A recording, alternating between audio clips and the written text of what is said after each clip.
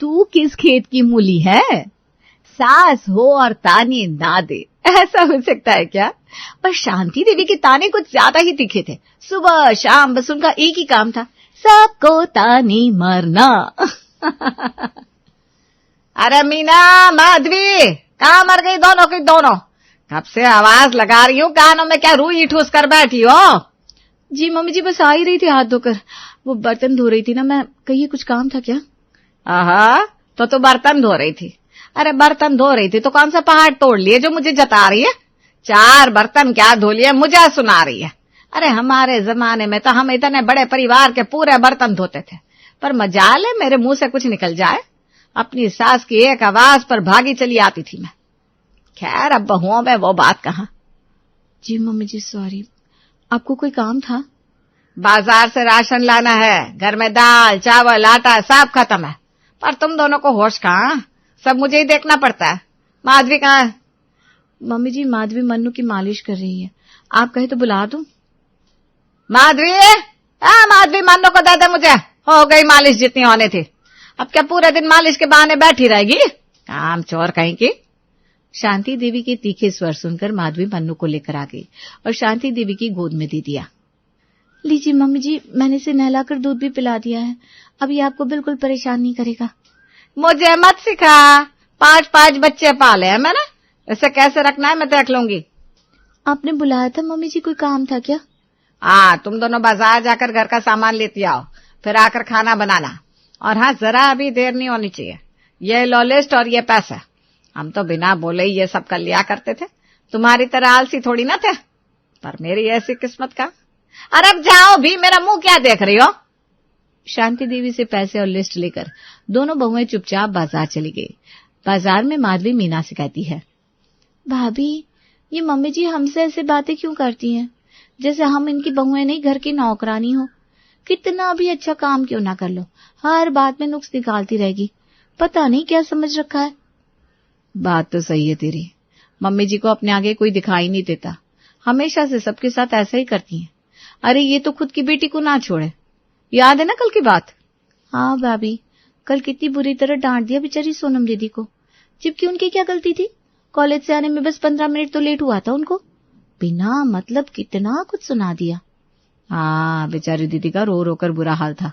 ऊपर से संजय जी मम्मी जी से बात करने गए, तो उन्हें मम्मी जी ने कहा, मेरी बेटी है, मैं जो चाहे बोलूं, तू अपना काम कर, ज्यादा दिमाग मत लगा।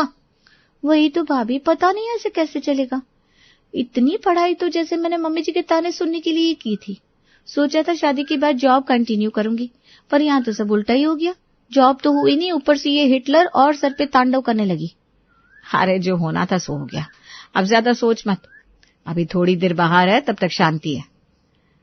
बोल, गोलगप्पे खाएगी? पर देर हो गई तो फिर से वही सब लेक्चर सुनना पड़ेगा।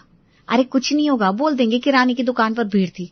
चलना अब, तुझे पसंद नहीं है क्या गोलगप्पे?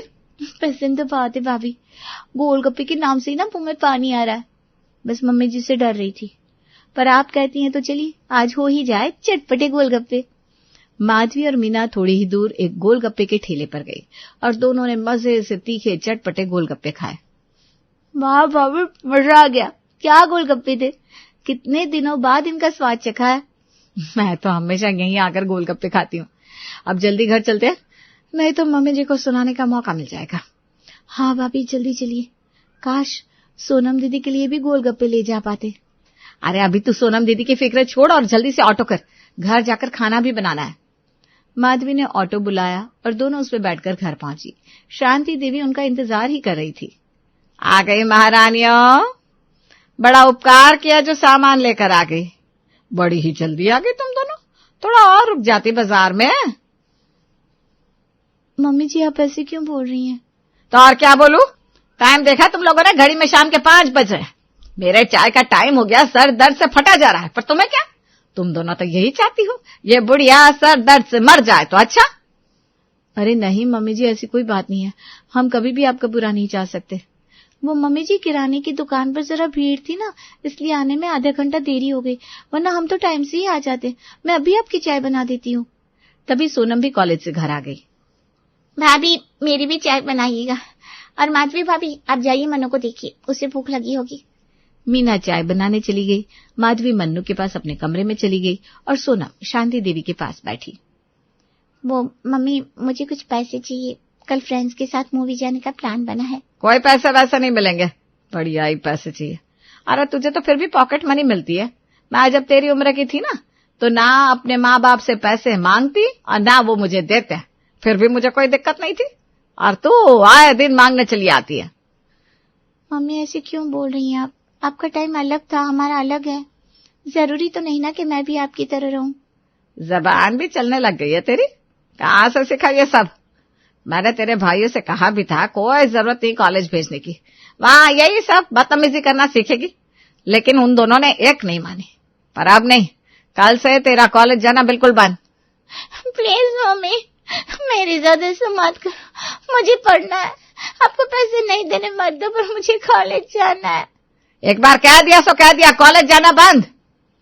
तभी मीना चाय लेकर आई। सोनम को रोता देखकर उससे कहा, मम्मी जी, दीदी को पढ़ने दीजिए ना। आजकल बेटियों को पढ़ा लिखा कर अपने पैरों पर खड़ा करना चाहिए, और सोनम तो पढ़ाई में तेज भी है। चुप कर, मुझे ज्यादा ज्ञान मत दे। मैंने दुनिया देखी है, मेरे से ज्यादा तू नहीं जानती क्या सही है और क्या गलत। और मेरे सामने बोलने की कोई जरूरत नहीं है। मैंने मेरी खुद की बेटी को सजा दी है मुंह चलाने की, तो तू किस खेत की मूली है? अब मीना ने कुछ नहीं कहा। चाय पकड़कर वो अपने कमरे में चली गई। सोनम भी रोते हुए अपने कमरे में चली गई। रात को संजय और मनोज ऑफिस से घर आए तो मीना ने उनको सारी बात बताई। आज सोनम दीदी ने मम्मी जी से मूवी के लिए पैसे मांगे थे। मम्मी जी ने देने से मना कर दिया और वही अपने टाइम का राग शुरू हो गया। इस पर सोनम दीदी ने कह दिया कि आपका टाइम अलग था। ओहो, मम्मी जी का तो ईगो ही हर्ट हो गया। उन्होंने गुस्से में सोनम जी का कॉलेज जाना ही बंद करवा दिया। अब क्या कर सकते हैं, मम्मी का स्वभाव ही ऐसा है हमेशा से। उनको जो चीज सही लगे बस वही सही है, बाकी सब गलत। मम्मी अपने आगे किसी को कुछ नहीं समझती।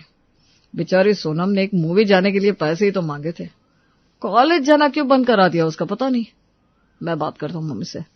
कोई फायदा नहीं है, उन्होंने एक बार कह दिया तो वो अब नहीं सुनेंगी। हाँ, मैंने समझाने की कोशिश भी की, पर वो तो मुझ पर बरस पड़ी। मुझसे तो सोनम का रोना देखा नहीं जाता। शाम से बस अपने कमरे में रोए जा रही है।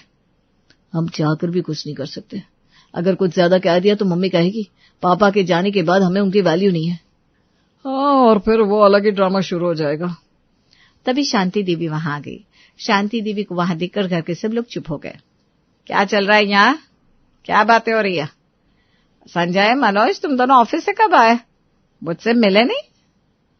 मिलोगे भी क्यों, अपनी अपनी बीवियों से बातें करने से फुर्सत कहाँ तुमको?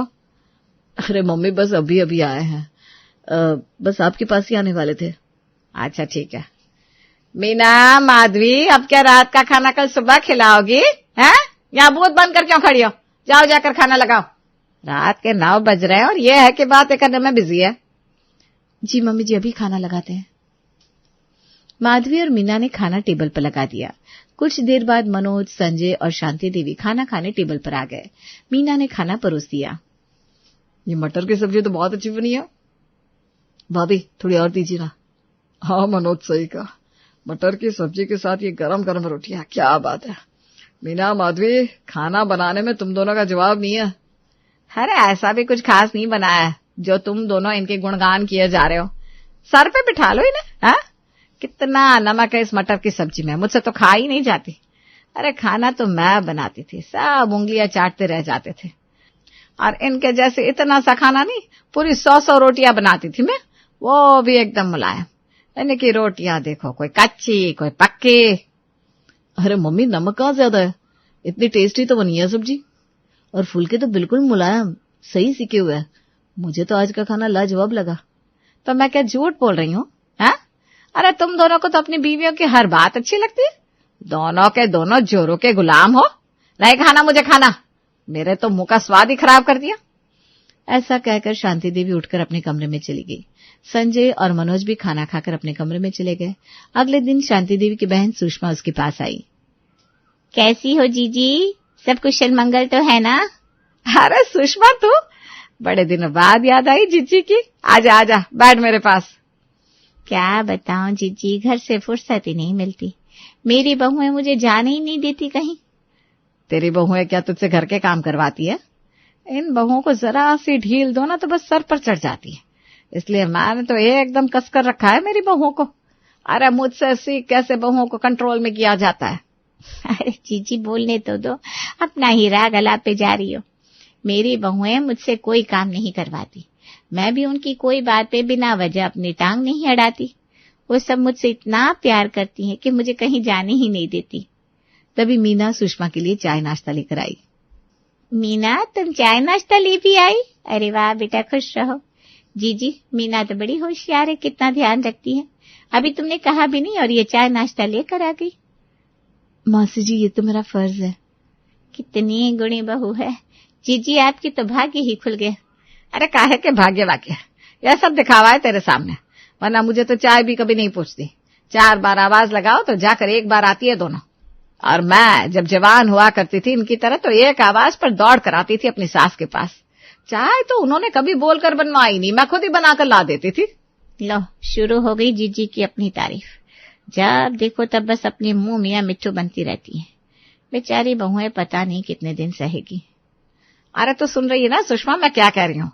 मैं अपनी सास की लाडली थी बिल्कुल। क्यों झूठ बोल रही हो जीजी? आपकी सास तो हमेशा आपसे दुखी रहती थी। मैं जब आपके यहाँ आती थी तो आपकी शिकायत किया करती थी। सुषमा के सच कहती ही शांति देवी सुषमा पर बरस पड़ी। अरे तुझे क्या पता मेरी सास मुझसे कितना प्यार करती थी? आखिर करते भी क्यों ना, मैं उनकी इतनी सेवा जो करती थी। अरे झूठ बोल रही है तू, क्योंकि तू मुझसे जलती है। जीजी, मैं आपसे जलती हूँ? ऐसा सोचा भी कैसे आपने? अब ज्यादा ना ड्रामे करके मत दिखा, मुझे सब पता है तेरे बारे में। अरे मेरे सामने तू किस खेत की मूली है, जा घर जा, बहुत देर हो गई तुझे आए हुए। राम राम। शांति देवी ने सुषमा को घर से निकाल दिया और आकर हॉल में लगे सोफे पर बैठ गई। मनोज और संजय भी ऑफिस से आ गए और शांति देवी के पास बैठ गए। तभी माधवी और मीना सबके लिए चाय लेकर आई। ये लीजिए मम्मी जी चाय। रख दे, पी लूंगी। अब क्या मेरे सर पर डालेगी? ऐसे लेकर खड़ी है। माधवी ने चाय टेबल पर रख दी और बाकी सबको चाय देखकर खुद भी चाय पीने बैठ गई। तभी सोनम एक लड़के के साथ घर में आई। उसकी मांग में सिंदूर और गले में फूलों की माला थी। यह क्या है सोनम? और कौन है ये लड़का? ये क्या मजाक लगा रखा है? मम्मी, ये हरीश है, मैं इससे प्यार करती हूँ। हमने कोर्ट मैरिज कर ली है, बस आपका आशीर्वाद लेने आए हैं हम दोनों। सोनम, तूने ऐसे छिपकर शादी क्यों की? अरे शादी की इतनी जल्दी भी क्या थी? अभी तो तू बस 20 की है, हमारी इज्जत का तो ख्याल करती। भैया, मैंने ये सब मम्मी की वजह से किया है। उन्होंने इस घर को घर रहने ही नहीं दिया, जब देखो अपनी तानाशाही चलाती रहती है।